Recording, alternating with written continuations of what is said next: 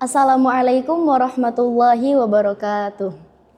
Segala puji bagi Allah Subhanahu wa Ta'ala, Sang Pencipta Penguasa alam semesta, yang menjadi pusat tempat bergantung sekalian makhluknya, yang hanya kepadanya lah tertujunya harapan, doa, dan puja.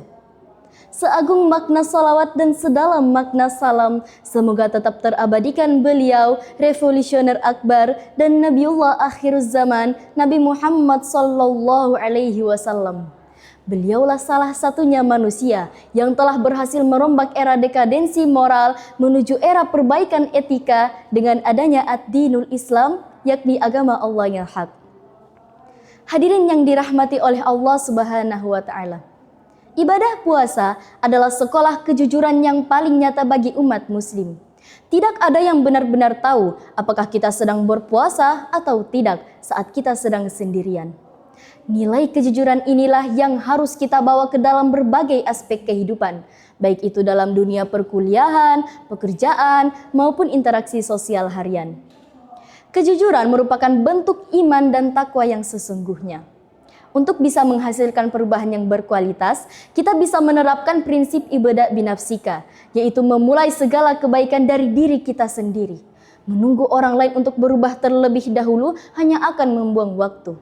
Seperti yang difirmankan oleh Allah Subhanahu wa Ta'ala dalam Quran surah Az-Zalzalah ayat 7 dan 8.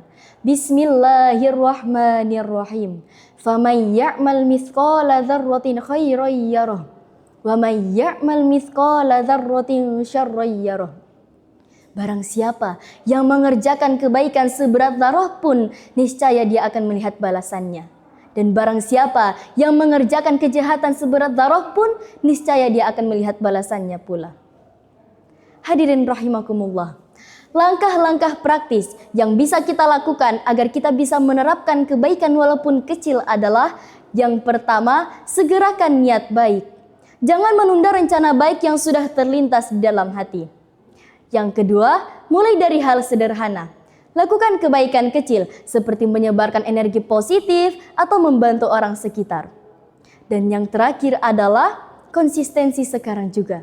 Jadikan momen Ramadan ini sebagai garis start untuk menjadi pribadi yang lebih jujur dan amanah.